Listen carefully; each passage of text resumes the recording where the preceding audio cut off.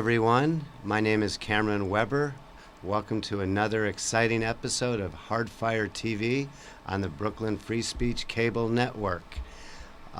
This will be our first show for the new year, 2019. And with me, our topic for today's show is why New York City needs a libertarian or liberal public advocate. And I just so happen to have with me Gary Popkin, who's running for public advocate on the liberal line. Correct? Welcome, Gary. Well, thank you very much, Cameron. Yes, I am a liberal in the 18th century sense, the era of Adam Smith and Thomas Jefferson. Yes, and the French economists who invented laissez-faire, laissez-passer, or free market economics against the divine right to rule. Yeah. Yes, against the Enlightenment. Those old autocrats. Those old autocratic economic systems, mercantilism, feudalism. Right, exactly. Right, dumped them. And dumped it for the rights of man and the rule of law. Okay, so Gary, you are running for public advocate, and I understand that there's 2 elections, right? Why don't you tell us when is the first election? Okay, well, Tish James was the public advocate, and she went to Albany. She went to Albany to serve as Attorney General of New York State, leaving the public advocate slot vacant at the moment. So there's going to be a special election February 26th to fill that. February 26th, 2019. February 26th of 2019. And this show will be airing before that election. Oh, good. Good. Okay. And then all is not lost, because the winner of that election on February 26th serves only until the November election, approximately. There is no runoff on February 26th. Right. So any percentage of the vote, first across the post, could find itself a winner. Right. Now, then there will be a general election in November of 2019. Right. And in that election, a public advocate will be elected to serve out the remainder of Tish James' public advocate term, which would end with the election of 2021, of November 2021. So the public advocate that's elected in November of 2019 will serve for about 2 years. For 2 years. And the public advocate who is elected February 26th of 2019 will serve for a few months. And you'll be running for both, correct? Well, I don't know. I don't know. The February 26th election is a nonpartisan election. So you won't see any candidate labeled Democrat or Republican or Green or Working Families. Oh, that's a terrible thing. I was looking forward to that. Oh, you were looking forward to seeing a candidate labeled Libertarian? Well, I was looking forward to Green and Working Party, Communist, Socialist. I see. I'll miss that for this time around. It's a nonpartisan election, but the New York State election law still requires the candidates to select a name for their party. Right. And they have to make up a party, like Livable Cities, or Neighborhood Empowerment, or Fix the MTA, or Fix the MTA and the New York City Housing Authority. No more delays. For the people. Yes. Quality for all. Livable city. The people's voice. People over corporations. People over profit. Pay people more. Yeah, pay people more. Pay people more. I asked her petitioners whether she had asked. I asked Namiki, what is her name? Pay people more lady. Pay people more. Nikioma. Yeah, I asked the petitioner whether she had asked Nikioma to pay her more. Yeah.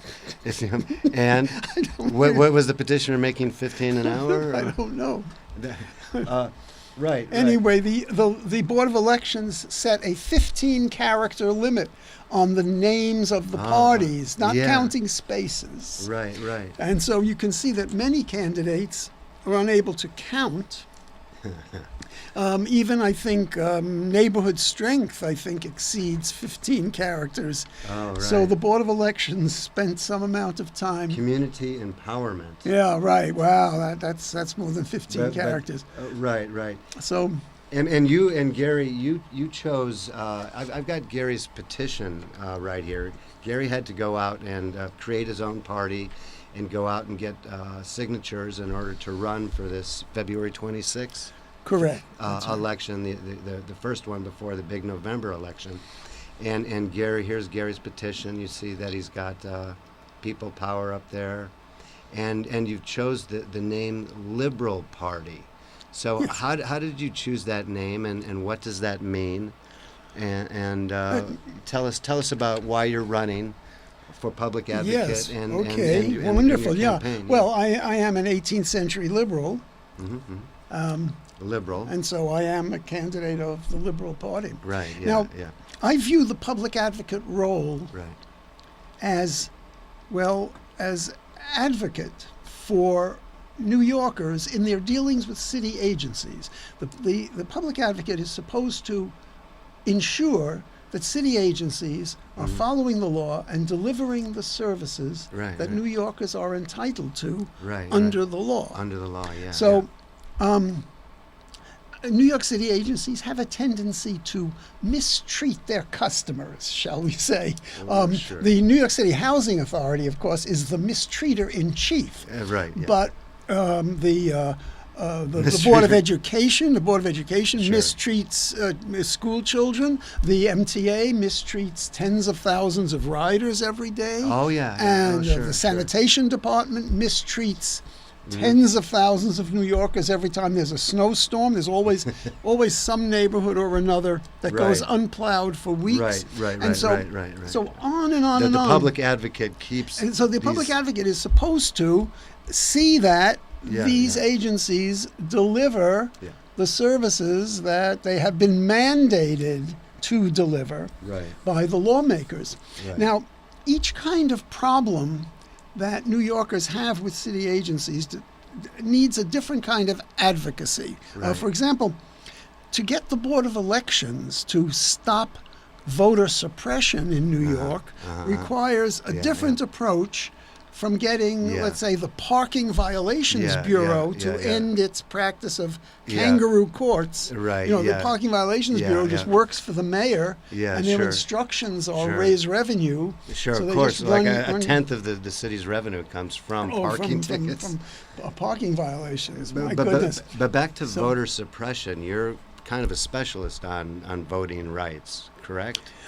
Well, I have worked for the Board of Elections in the election day operations. So I see firsthand there on the ground, and what we have in New York City is a method of conducting elections that does not scale up. It works great if the turnout is very low. But if we have normal turnout, and the method does not work, the method does not have the capacity to handle a normal turnout. And by normal turnout, I mean the gubernatorial election, the recent gubernatorial election in which Cuomo, won for the third time. And that's him on the phone now trying to suppress your candidacy. I see. Oh, okay. Well, I'll ignore that. Yeah, ignore that call. Ignore that call. Right. So Gary, let's go. The topic of our conversation today: why New York City needs a libertarian public advocate. Yes. And when you went out and petitioned, you when you went out and gave trying to collect signatures. Let's give Cuomo the heave-ho. Yeah. Okay. For the time being, we'll get back to him. We'll get back to him. Call him back. Call him back. We're busy right now, Right. So you went out and sold enough people on your ideas to get the necessary amount of signatures, and you said that people enjoyed your spiel. They enjoyed what you had to say and were interested in what you had to say. So why don't you tell us why New York City needs a libertarian or a classical liberal public advocate? Yeah. I view the public advocate's role as not legislative. The public advocate, I think, should not be making new law. Right. We have legislators to do that. The New Yorkers elect legislators to make new law. The city council? The city council and also the state assembly, state senate. And the public advocate is supposed to see to it that the laws are faithfully executed. Right, right. But doesn't the public advocate chair the city council? No, not anymore. Not anymore. Not Okay. anymore. I thought that the public advocate could determine the which legislation got introduced when. Well, yes. And whoever controls those rules controls the process. The public advocate is authorized in the city charter to introduce legislation. Oh, that's all, but not control the voting process. Yeah, not control the committee process or the voting process. Oh, okay. Now, what we don't want in the public advocate's office is just another establishment Democrat. Exactly. We've got establishment Democrats everywhere you look. The city council is full of them, the mayor's office. Yes. Albany now is rife with establishment Democrats. We don't want, in the public advocate's office, an establishment Democrat to watch the other establishment Democrats. We need someone who is outside the government, not someone who is not someone who is already inside the government. Right. We need someone outside the government to watch those who are inside. We want someone who is not going to be using the public advocate's office as a stepping stone to a higher office. Like Miss James did. Like Miss James. Of course, Gary, that is a very good point. That's what the Anti-Federalists warned us about, is that partisan politics will turn patriots into partisans. So instead of the elected officials representing their local communities, what they're really interested in is rising up through the party and benefiting themselves as kind of a career ladder, as opposed to benefiting themselves. Yes. And your point is that a yes. liberal or a libertarian would have different interests than that.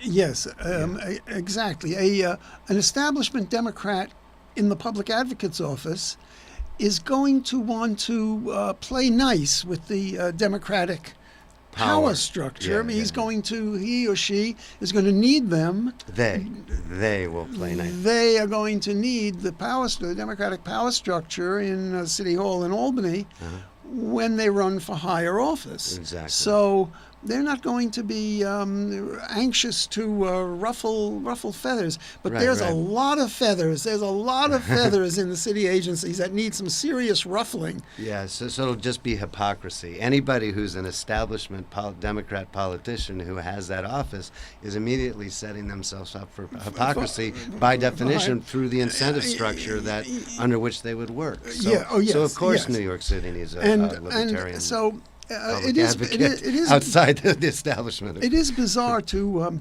hear some of these candidates for public advocate who are now members of the city council. Right. They talk about all the new law they're going to create as public advocates. They're going to start this or that program. They're going to somehow get neighborhoods. They're going to get people in neighborhoods to welcome homeless shelters into their neighborhoods. They're going to do all these things.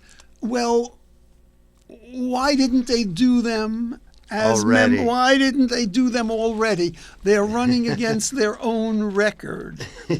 Right. I have a quote from Jumaine Williams. New York Times, January 5th. I started collecting this information when I learned that you were going to be running for public advocate so that we could do this show.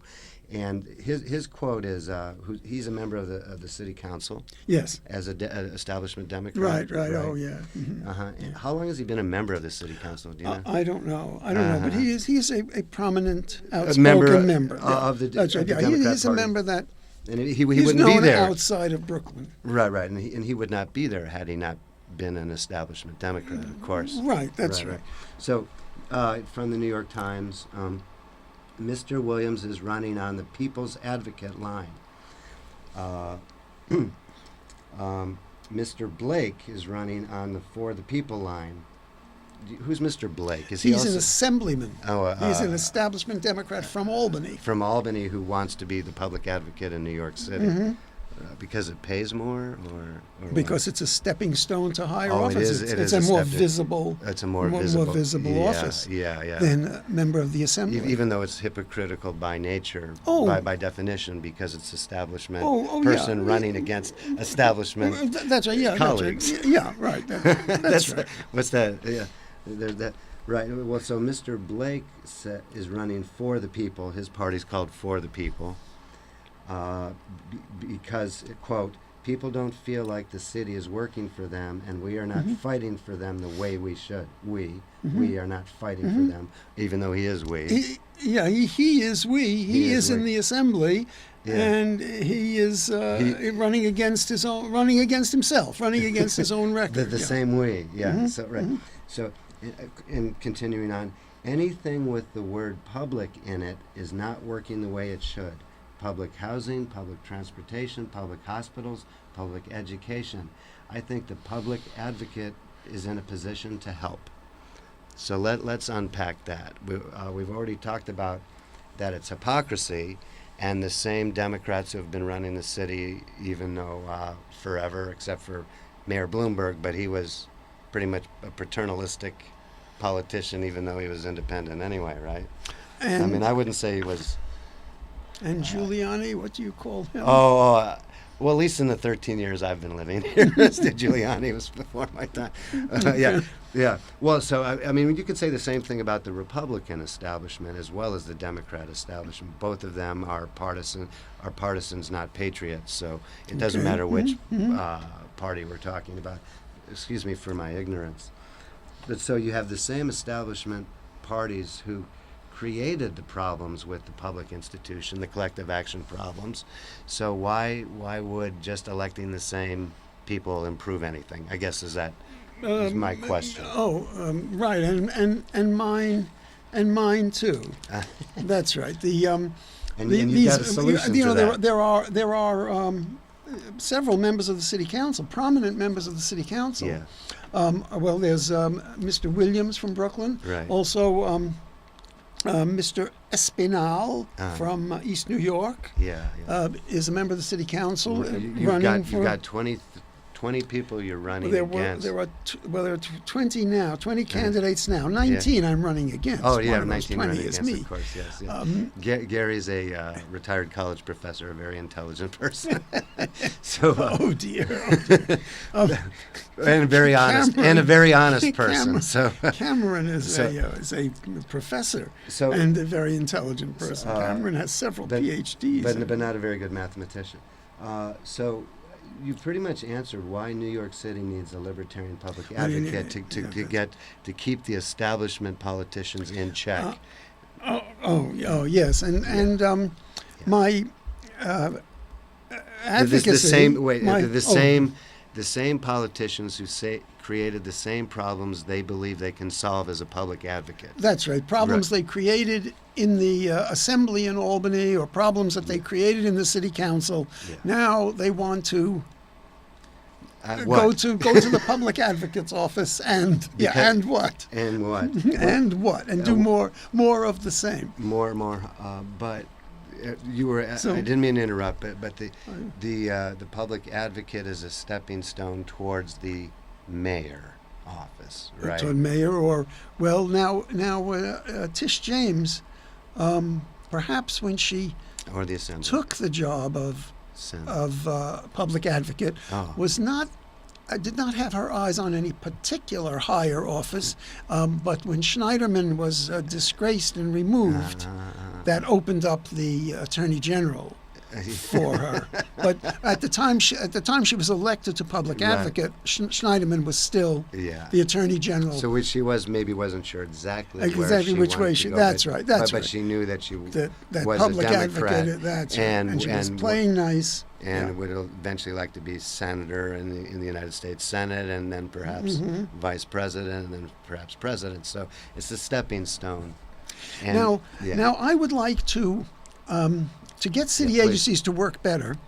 I would like to try to bring the massive, innovative power of the outside world into ossified agencies. Maybe massive, innovative power is not right. Maybe awe-inspiring, innovative power of the outside world. You're talking about privatization of public services, such as school choice and franchising public transportation. There are different things. We may want to privatize. Let us since privatize is sometimes a strong word. Maybe we say that decentralize that, or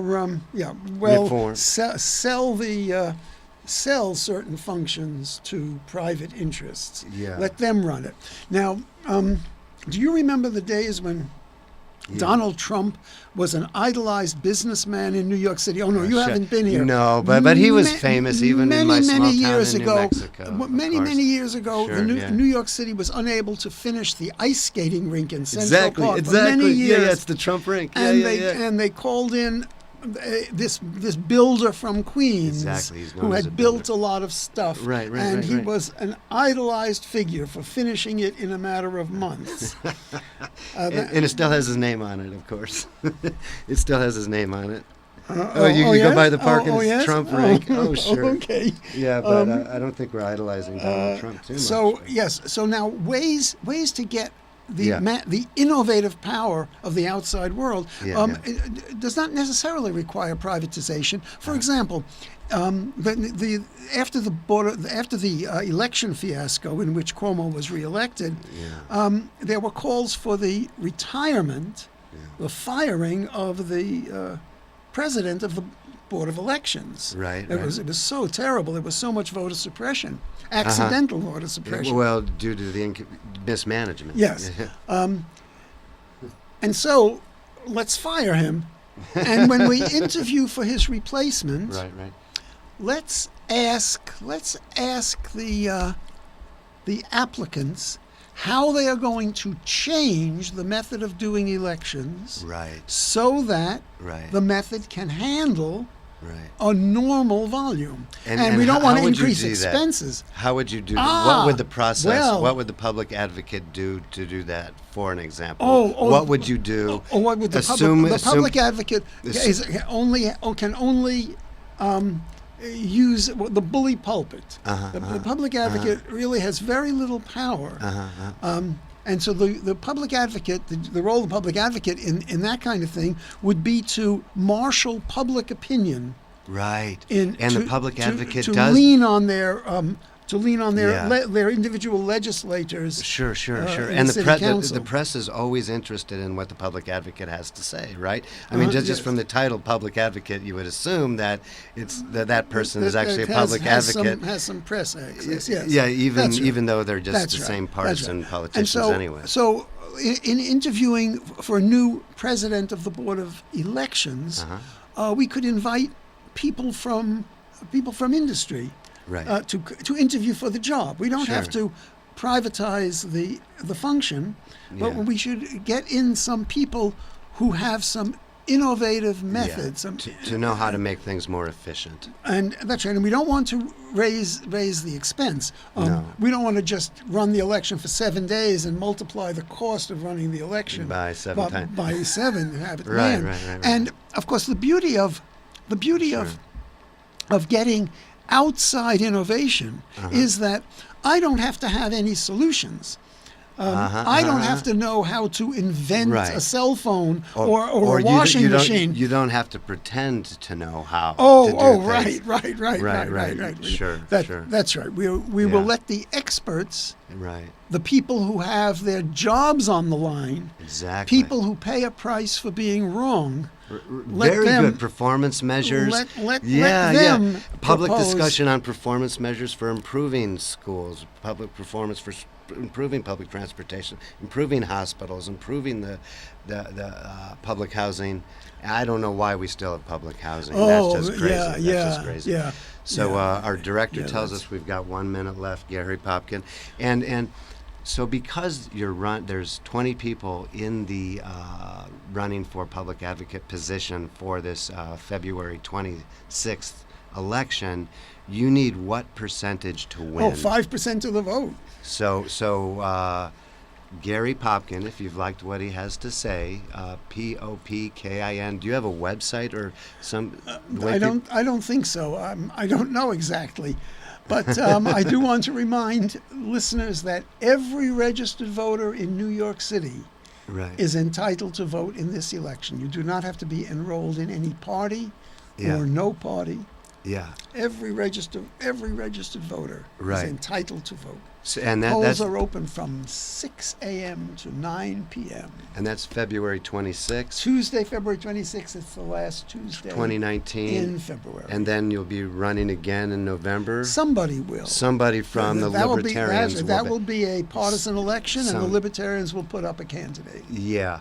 So I guess we should stop there. I think Yeah, thank you very much for Um, giving me this opportunity. Thank you. So, thank you for watching Hardfire TV on Brooklyn Free Speech Media. Thank you, Gary, for coming in and talking about New York City politics and your candidacy for public advocate. Look forward to seeing you next time on Hardfire TV.